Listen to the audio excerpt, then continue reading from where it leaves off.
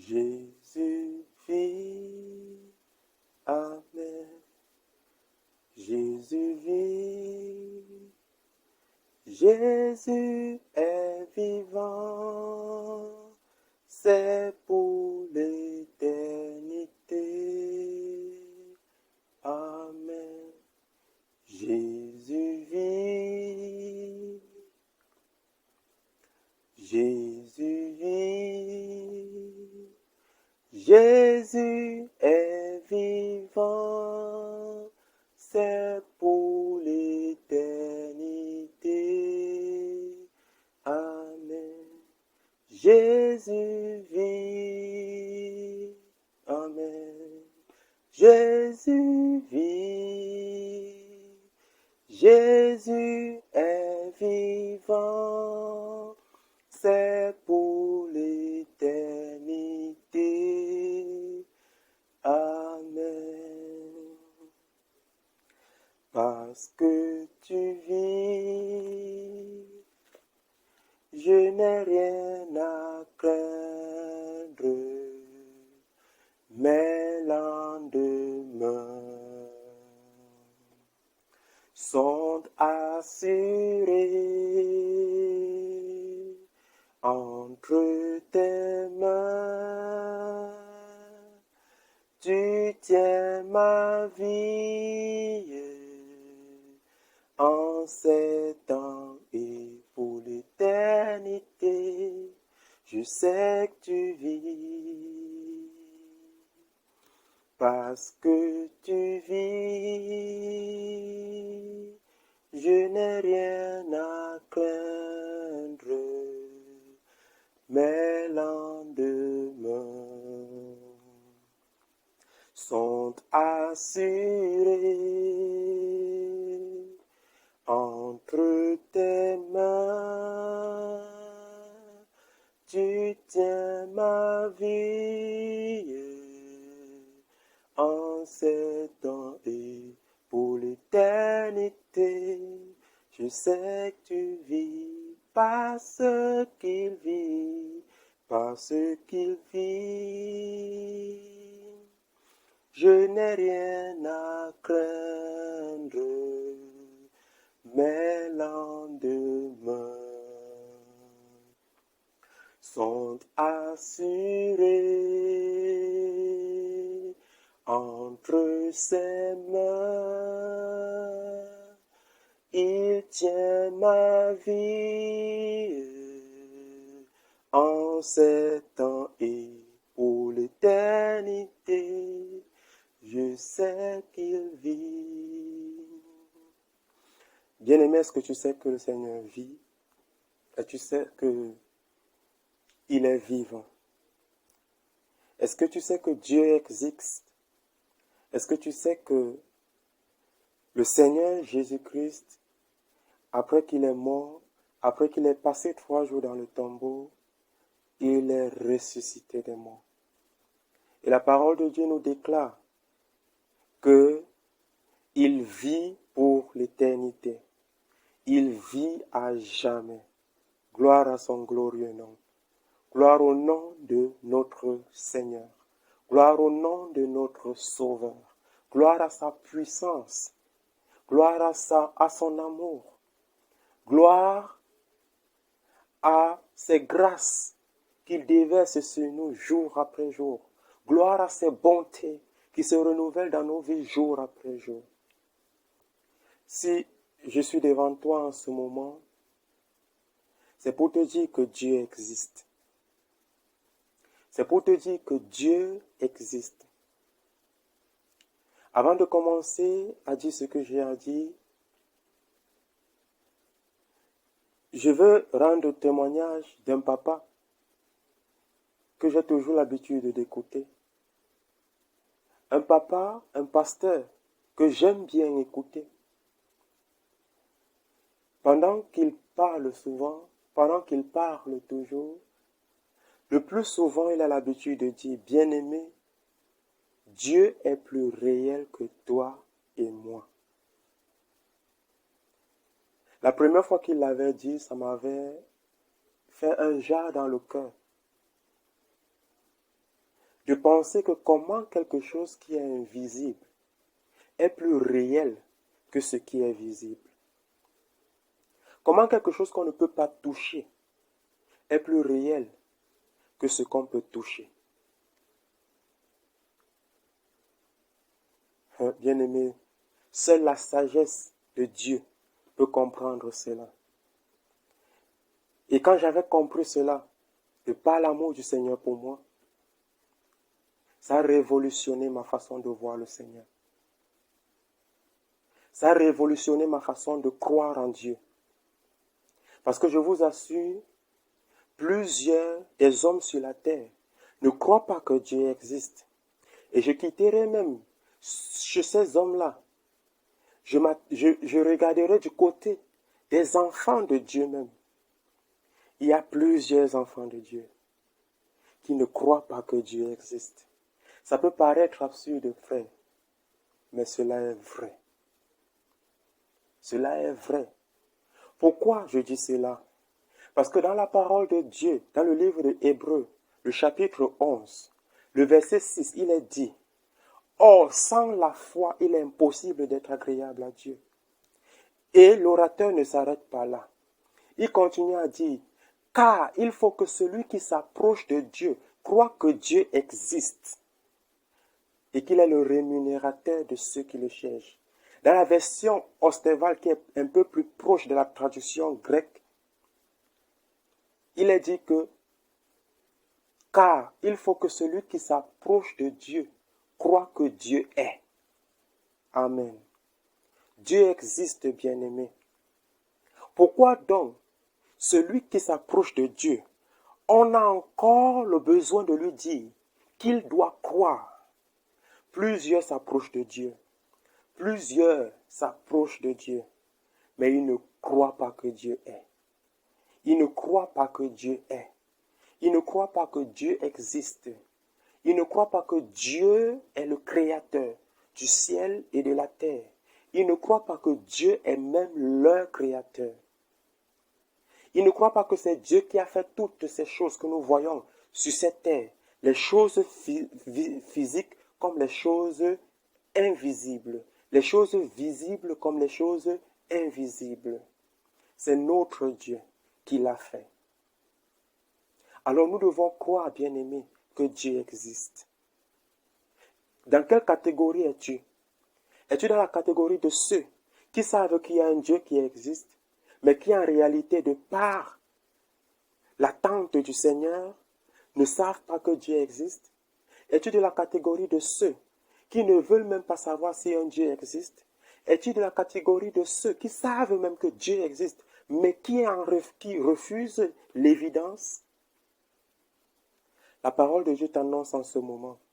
Toi qui es en train de regarder cette vidéo, toi qui es en train de m'écouter actuellement, la parole de Dieu t'annonce que Dieu existe. Et non seulement il existe, mais il est le rémunérateur de ceux qui le cherchent. Gloire à Jésus. Ça paraît absurde, frère. C'est comme si je me présentais devant quelqu'un et que cette personne est en train de me dire que comme tu vois là, je m'en vais chez mon grand-parent. Je prends tout simplement un exemple comme ça. Et que pendant qu'il est en train de me dire ça, je lui dise que, mon frère, comme tu pars chez ton père là, sache que ton père vit, ton grand-parent vit, ton grand-parent existe. Selon l'entendement humain, c'est incompréhensible. On ne peut même pas analyser cela. Mais selon l'entendement de Dieu, et selon l'entendement des fils de Dieu, C'est une chose compréhensible. C'est une chose réelle. Dans le même verset, il est dit que sans la foi, nul ne peut être agréable à Dieu. Alors, qu'est-ce que nous comprenons par là?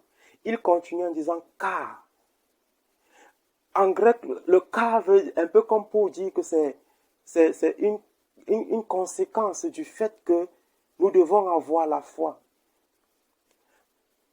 En d'autres termes, l'orateur veut nous faire comprendre que ce n'est que par la foi qu'on peut comprendre, qu'on peut savoir que Dieu existe. Or, combien de ceux qui sont dans ce monde n'ont pas de foi? Combien de ceux même qui regardent cette vidéo n'ont pas de foi en Dieu? Ce n'est que par la foi en Dieu que tu pourras savoir que Dieu existe. Que tu pourras croire que Dieu existe. Que tu pourras affirmer que Dieu existe. Que cela pourra être devant toi une évidence que Dieu existe, qu'il est. Et qu'il est le rémunérateur de ceux qui le cherchent. Gloire à son nom, gloire à notre Dieu Tout-Puissant, gloire à sa puissance infinie. Il est l'alpha et l'oméga, il est le premier et le dernier, il est le commencement et la fin, il est élevé au plus haut des cieux. Il est assis sur le trône le plus élevé, et la terre est son marchepied. Cela devrait être notre joie, bien-aimée, de savoir que nous connaissons un Dieu si grand, de savoir que nous connaissons un Dieu si puissant. Ah, alléluia. Nous connaissons un Dieu puissant. Nous lui appartenons. Nous sommes appelés ses enfants. Nous lui appartenons. Il a pris toute sa nature, il l'a mise en nous. Nous sommes comme lui. Lui-même l'a déclaré. Tel je suis, tel vous êtes. Frère, n'est-ce pas glorieux? N'est-ce pas un privilège? Dieu existe, bien-aimé. Je ne cesserai jamais de le dire. Dieu est plus réel que toi et moi. Dieu est plus réel que toi et moi. Si tu étais en face de moi maintenant, tu pouvais me toucher. Tu pouvais me toucher et sentir que oui, ça c'est quelqu'un. En me touchant même, tu pouvais sentir que ici, je suis en train de toucher la peau. Ici, je suis en train de toucher le poil. Ici, je suis en train de toucher la bille. Quand tu touches, ça envoie des informations à ton esprit, à ta pensée. Et tu peux analyser, simplement au toucher, ce que tu es en train de toucher. Tu peux connaître. Mais laisse-moi donc te dire que moi, qui en ce moment tu pouvais être en train de toucher, Dieu est plus réel que moi. Pendant que tu es en train de me toucher, je suis réel. Mais je veux te faire comprendre, bien-aimé. Je veux te faire comprendre, créature de Dieu, que Dieu est plus réel que toi et moi. Dieu est plus réel que ton travail. Il est plus réel que ta maison. Il est plus réel que tes enfants. Il est plus réel que ton épouse, que ton époux. Dieu est plus réel. Alléluia. Dieu est plus réel, bien-aimé. Le Seigneur est réel. Ah, Jésus. Pourquoi donc se donner à des choses qui n'honorent pas Dieu? Quelqu'un va dans un marché, il achète une statue. Il place ça dans sa maison. Il commence à se prosterner. Il dit que c'est Dieu.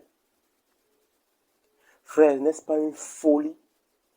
N'est-ce pas une folie pour Dieu qu'un tel homme puisse se comporter de la sorte? Cela ne montre pas qu'il est incrédule, qu'il ne croit pas que Dieu existe. Cela ne montre pas qu'il ne croit pas que Dieu a la capacité de se manifester dans sa vie. Pourquoi aller voir les marabouts? Pour avoir des fétiches. Pourquoi avoir des dieux? Quand je parle des dieux, c'est des dieux avec D minuscules. qui d'ailleurs, notre Dieu Tout-Puissant dit qu'il n'existe pas. Eux, ils n'existent pas. Lui seul existe. Alléluia. Dans le livre de Jérémie, Jérémie au verset 7, il est dit, « Ils m'ont abandonné parce qu'ils se sont donnés à d'autres dieux qui n'existent pas. » Le Dieu vivant qui existe a déclaré que les choses que les hommes considèrent comme Dieu, ces choses-là n'existent pas. Alors toi qui te livres au maraboutisme pour avoir la santé, toi qui te livres à des choses abominables, tu te prosternes devant les statues, tu te prosternes devant les choses, tu te prosternes devant les arbres, tu te prosternes devant les crânes. Bien-aimé, comprends dès aujourd'hui que ces choses n'existent pas. Elles n'existent pas. Elles ne peuvent pas voir. Elles ont des yeux, mais elles ne voient pas. Ces dieux ont des oreilles, mais ils n'entendent pas. Ces dieux ont des bouches, mais ils ne parlent pas. Oui, quelqu'un va me dire que non, mais je me prosterne, j'ai comme ça, j'ai des solutions et consorts. Bien-aimés, sortez de l'illusion. Sortez de l'illusion. Ce monde appartient au prince des ténèbres. Et il a encore ses fils qui sont sous le poids de la condamnation. Et il a ses agents qui se manifestent. Ceux-là qui sont appelés des démons. Bien-aimé, si tu te prosternes devant le diable, il est capable de te parler. Si tu te prosternes devant le diable, il est capable de te parler. Si tu lui demandes quelque chose, il est capable de te donner. Avec une rapidité même que tu ne peux pas tu vas t'étonner même. Mais cela va t'amener où? Cela va t'amener où, bien-aimé? Cela va t'amener où? Je t'appelle bien-aimé parce que je sais que Dieu a tant aimé le monde qu'il a donné son Fils unique, afin que quiconque croit en lui ne périsse point, mais qu'il ait la vie éternelle. Abandonnez les faux dieux. Il y en a qui prennent l'argent pour un dieu. Abandonnez les faux dieux. Il y en a qui prennent leur voiture pour un dieu. Tu ne peux pas passer en route. Ton doigt frôle seulement la carrosserie de la voiture. La façon dont il va te parler, c'est comme si c'est cette voiture qui l'a mené au monde. Frère, tu as ce genre de comportement, la voiture là est un Dieu pour toi. Parce que si tu avais connu le véritable Dieu, certes, tu sais que Dieu, il y a un Dieu créateur là dans le ciel. Tu sais qu'il y a quelqu'un qui est là dans le ciel, qui dirige toutes choses, qui veille sur tout, qui est le créateur de tout. Mais laisse-moi te dire que, parce que tu affiches ce genre de comportement, tu n'as pas encore connu Dieu. Tu n'as pas encore cru en Dieu. Parce que si tu avais cru en Dieu, tu aurais compris que les choses de cette terre sont éphémères. Tu aurais compris que les choses de cette terre ne doivent avoir aucune place dans la vie d'un homme. Ah, bien-aimé, ces choses ne doivent avoir aucune place dans la vie d'un homme. La seule place que nous avons dans notre cœur, cette place-là, doit être occupée par notre Seigneur, le Dieu Tout-Puissant. Alléluia. Parce que lui, il vit. Il est le rémunérateur de ceux qui le cherchent. Ceux qui le cherchent en vérité. Ceux qui le cherchent en esprit. Ceux qui s'abandonnent à lui. Car c'est par la foi qu'on pourra croire qu'il vit. Ceux qui s'abandonnent à lui. Ceux qui s'abandonnent à lui le verront. Ceux qui s'abandonnent à lui le verront tel qu'il est, dit la parole de Dieu. Crois-tu cela, bien-aimé? Moi, je crois d'une foi ferme que je verrai le Seigneur. Et je le verrai tel qu'il est, parce que je serai semblable à lui. Alléluia. Dieu existe, bien-aimé. Dieu existe.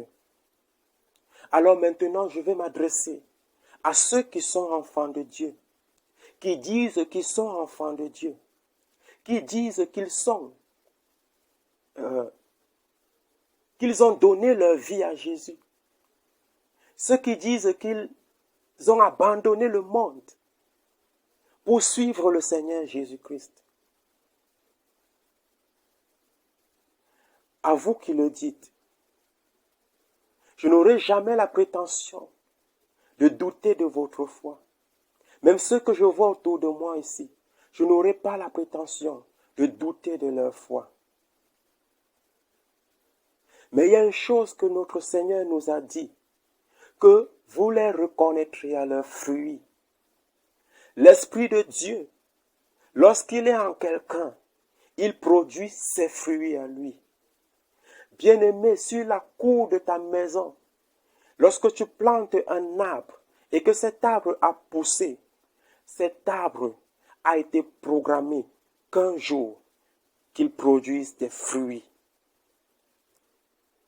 Et si c'est un manguier que tu as produit, ne t'attends jamais à voir l'avocat sur ce manguier.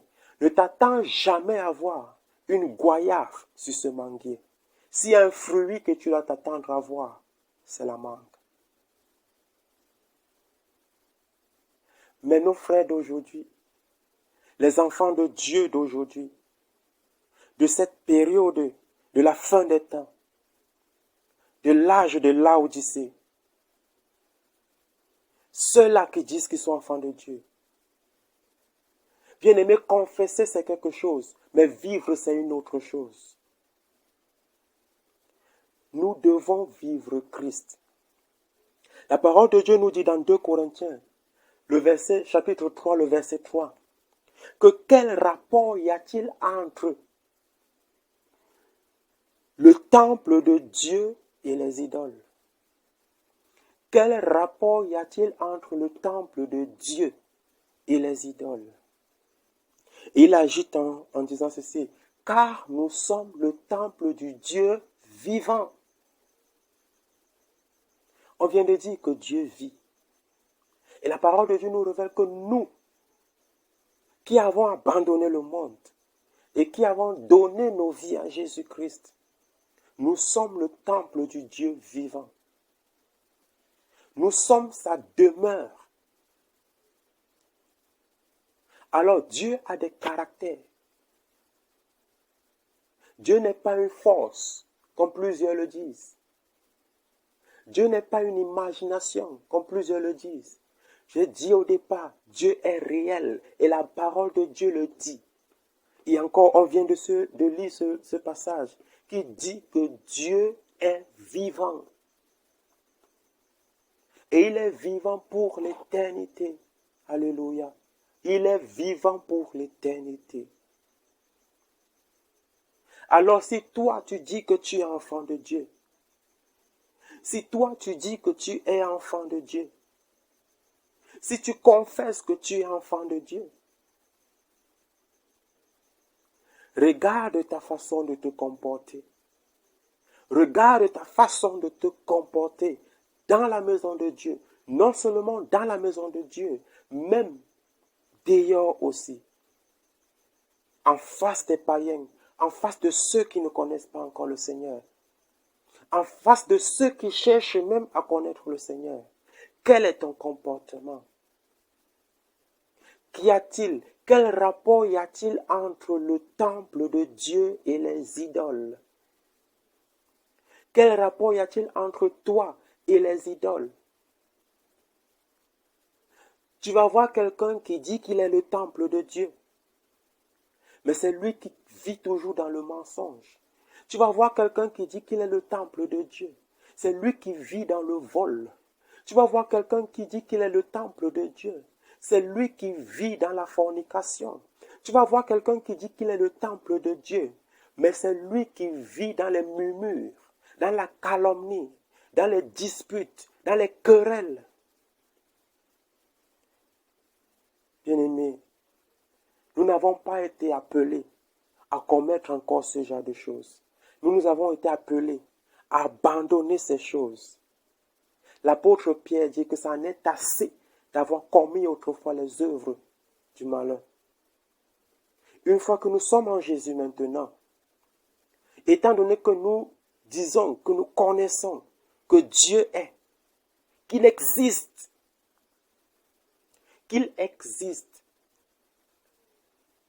Frère, quand tu connais que Dieu existe, ça change ta vie. Quand tu sais que Dieu existe, ça change, ça révolutionne ta façon de marcher avec Dieu. Si vous voyez quelqu'un qui est toujours plongé dans le péché, ne parvient pas à s'en sortir, c'est parce qu'il n'a pas encore reçu la révélation de Christ vraiment dans ce domaine.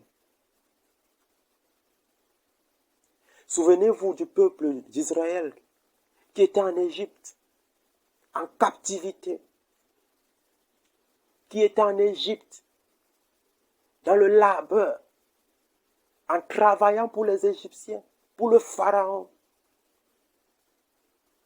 Malgré qu'ils étaient en ce lieu-là, ils ont crié à l'Éternel. Et Dieu a entendu leur cri. Il a envoyé son serviteur. Il a envoyé son serviteur Moïse pour partir les délivrer. Moïse connaissait ce peuple. Il connaissait ce peuple. Et ce peuple connaissait Dieu. C'est le peuple de Dieu bien-aimé. C'est le peuple hébreu. Ce peuple connaissait Dieu. Et Moïse connaissait ce peuple. Alors, quand Moïse connaissait ce peuple, il demande à Dieu que, mais quand je serai devant ce peuple, je leur dirai que qui m'envoie? Oh, auparavant, Dieu a dit que va, parle ainsi, parle comme ça, parle comme ça. Mais Moïse a demandé, que dois-je leur dire? Qui es-tu? Ils vont me demander, qui t'envoie? Écoutez la réponse de Dieu. Écoutez la réponse de notre Seigneur, le roi des rois, l'alpha et l'oméga. Il a dit, va et dis-leur que celui qui suit m'envoie vers vous. Celui qui suit, ah bien-aimé, au passé, Dieu est. Au présent, Dieu est. Au futur, Dieu est. Il ne dit pas qu'au passé, Dieu a été.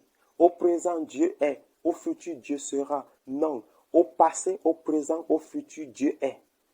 Frère, il y a une différence. Notre Dieu est éternel. Il est vrai, il est vivant.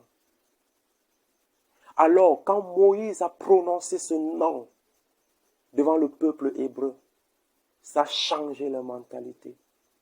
À cet instant, ça a changé leur mentalité. Ils ont plus eu confiance à Dieu. Ils se sont plus adonnés à Dieu en ce moment. Ça a changé leur mentalité. Et maintenant, le Seigneur a prouvé par les signes, les miracles et les prodiges qu'il est. Gloire à Jésus.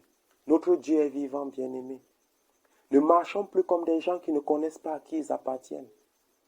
Ne marchons plus comme des gens qui, comme s'ils tâtonnaient.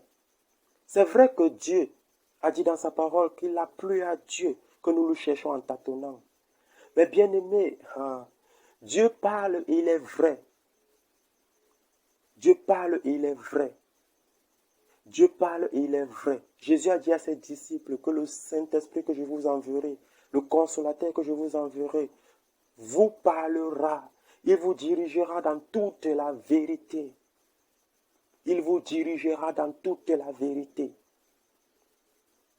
Alors si tu as le Saint-Esprit en toi, si Dieu habite en toi, si le Père, le Fils, le Saint-Esprit sont venus, je veux dire, le Père, le Fils, le Saint-Esprit est venu dans ta vie. Frère, tu es l'homme le plus heureux du monde. Tu es l'homme le plus privilégié du monde. Tu es la femme la plus distinguée de toutes les femmes. Si jamais tu as le Créateur, le Dieu Tout-Puissant dans ta vie, notre Seigneur est vivant.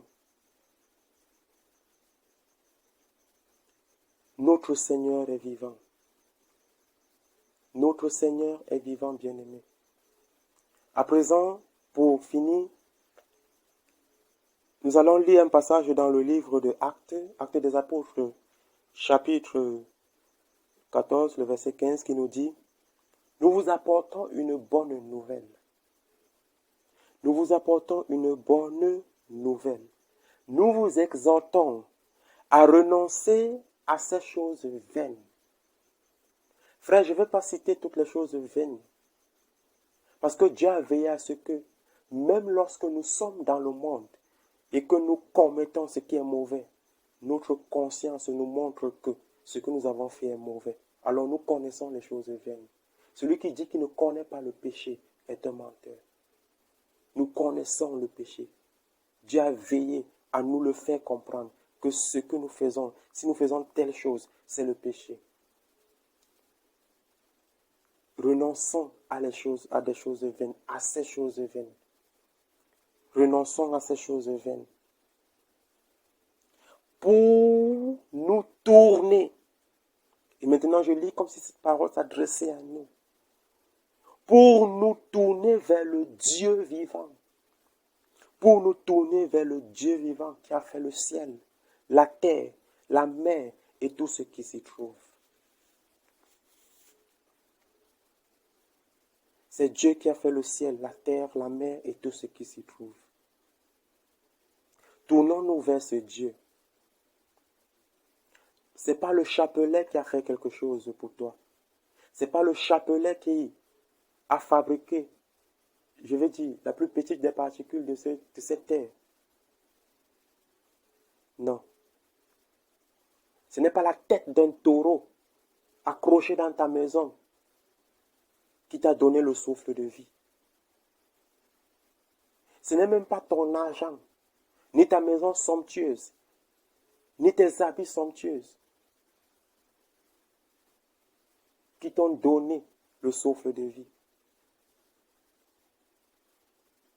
Mais c'est le Seigneur, le roi des rois, le prince de paix.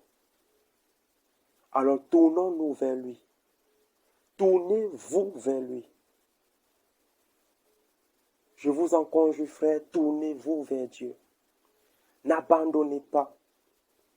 Pour ceux qui sont en Jésus, n'abandonnez pas. N'abandonnons pas. Il est là. Il a dit, je suis avec vous tous les jours jusqu'à la fin du monde. Le Seigneur est avec nous. N'abandonnons pas, bien-aimés. N'abandonnons pas. Bientôt, il viendra nous prendre. Bientôt, il viendra nous prendre pour nous amener avec lui dans sa félicité. Oh, quelle glorieuse espérance. Donnons-lui tout notre cœur. Dieu existe, bien-aimé. Dieu existe. Alors, je prie pour toi qui avait encore des difficultés à avoir une foi ferme, que l'incrédulité et le doute quittent ta vie au nom de Jésus-Christ. Pour toi qui as été encore assailli, tu cherches même comment t'en débarrasser. Dès qu'il y a un petit problème, les marabouts sont montés, les marabouts sont descendus. Bien-aimé, je t'arrache de ces forces au nom de Jésus-Christ. La puissance de Dieu est vraie. Et elle ne s'arrête devant aucune barrière. Quel que soit l'endroit où tu es et que tu écoutes cette vidéo en ce moment, crois d'une foi ferme. Et tu verras comment le Seigneur agira dans ta vie. Crois d'une foi ferme et tu verras comment le Seigneur agira dans ta vie. Pour toi qui es encore sujet à des choses qui ne glorifient pas le Seigneur, comme des murmures, les querelles, la calomnie, les yeux hautains, l'orgueil, le mépris. J'ordonne au nom de Jésus-Christ que cela sorte de ta vie. Au nom puissant de Jésus. Notre Dieu est vrai. Il a la capacité de délivrer. Il a la capacité de restaurer. Il a la capacité de faire naître de nouveau. Ah.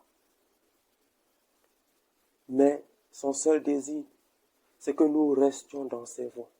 Son seul désir, c'est que nous restions dans ses voies. Son seul désir, c'est que nous restions dans ses voies. Bien-aimé, n'abandonnez pas. Et pour toi qui n'as pas encore fait la paix avec le Seigneur, pour toi qui ne connais même pas encore le Seigneur, écoute dès maintenant. Demain ne t'appartient pas. Demain n'est pas à toi. Il a dit dans Ecclésiaste 8, le verset 8, que l'homme n'est pas maître de son souffle. Il n'a pas le pouvoir sur le jour de la mort. Il n'y a point de délivrance dans ce combat. Et la méchanceté du méchant ne saurait le sauver. La seule chose qui peut te sauver, bien-aimé, c'est le sang de Jésus-Christ. Le sang qui a coulé il y a plus de 2000 ans sur la croix du Calvaire. Seul ce sang peut te sauver.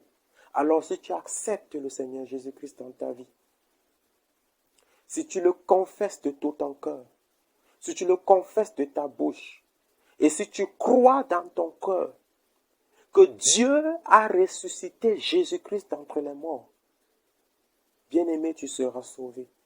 Et dès à présent où tu le feras, à l'instant tu deviendras une nouvelle personne.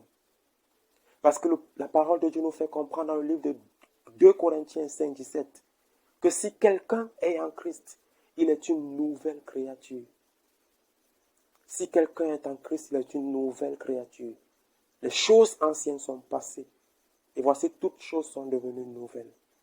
Si tu veux que toutes choses deviennent nouvelles dans ta vie, si tu veux vivre une vie de sainteté, si tu veux vivre une vie de sanctification, si tu veux mener une vie de pureté, donne la vie que tu as actuellement à Jésus et lui, il te donnera ta vie, sa vie à lui. Tu verras que sa vie est meilleure que plus que toute autre vie. Le Seigneur est bon, bien-aimé. Le Seigneur est bon. Le Seigneur est bon. Alors fais-le et tu verras que le Seigneur te gardera. Non seulement te gardera, il te sauvera de ce monde. Il te sauvera de ce monde. Et dès que tu l'auras fait, cherche une assemblée où tu pourras persévérer avec les frères et demande à être baptisé. Demande à être baptisé. Gloire à Jésus. Alors que le Seigneur te bénisse. Amen. Shalom. Tout pouvoir m'a été donné dans le ciel et sur la terre. Il y a plusieurs demeures dans la maison de mon Père. Si cela n'était pas, je vous l'aurais dit. Je vais vous préparer une place. Et lorsque je m'en serai allé et que je vous aurai préparé une place, je reviendrai et je vous prendrai avec moi, afin que là où je suis, vous y soyez aussi. Vous savez où je vais, et vous en savez le chemin. Je suis le chemin, la vérité et la vie. Nul ne vient au Père que par moi. Abraham, votre père, a tressailli de joie de ce qu'il verrait mon jour. Il l'a vu, et il s'est réjoui. Si vous me connaissiez, vous connaîtriez aussi mon Père, et dès maintenant vous le connaissez, et vous l'avez vu. Et je vous le dis, avant qu'Abraham fût, je suis. Il y a si longtemps que je suis avec vous. Celui qui m'a vu a vu le Père. Les paroles que je vous dis, je ne les dis pas de moi-même, et le Père qui demeure en moi, c'est lui qui fait les œuvres. Croyez-moi, je suis dans le Père, et le Père est en moi. Cette bonne nouvelle du royaume sera prêchée dans le monde entier pour servir de témoignage à toutes les nations. Celui qui croira et qui sera baptisé sera sauvé, mais celui qui ne croira pas sera condamné. Je m'étonne que vous vous détourniez si promptement de celui qui vous a appelé par la grâce de Christ pour passer à un autre évangile. Aucun mensonge ne vient de la vérité. Sinon celui qui nie que Jésus est le Christ, celui-là est l'antéchrist, qui nie le Père et le Fils. Quiconque nie le Fils n'a point non plus le Père. Quand un ange du ciel annoncerait un autre évangile que celui que nous vous avons prêché, qu'il soit anathème. Moi, Jésus, j'ai envoyé mon ange pour vous attester ces choses. Je le déclare à quiconque entend les paroles de la prophétie de ce livre. Si quelqu'un y ajoute quelque chose, Dieu le frappera des fléaux décrits dans ce livre. Et si quelqu'un retranche quelque chose des paroles du livre de cette prophétie, Dieu retranchera sa part de l'arbre de la vie et de la ville sainte décrit dans ce livre. Ces paroles sont certaines et véritables. Et le Seigneur, le Dieu des esprits des prophètes, a envoyé son ange pour montrer à ses serviteurs les choses qui doivent arriver bientôt. Et voici, je viens bientôt. Heureux celui qui garde les paroles de la prophétie de ce livre.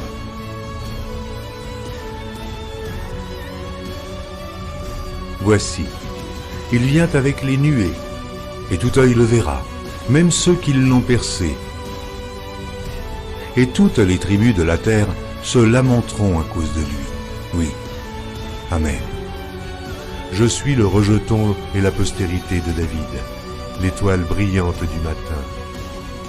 Je suis l'alpha et l'oméga, dit le Seigneur Dieu, celui qui est, qui était et qui vient, le Tout-Puissant, le premier et le dernier, le commencement et la fin. Que la grâce du Seigneur Jésus soit avec tous. Moi, Jésus, je viens bientôt. Vous êtes en bas, moi je suis d'en haut. C'est pourquoi je vous ai dit que vous mourrez dans vos péchés. Car si vous ne croyez pas ce que je suis, vous mourrez dans vos péchés.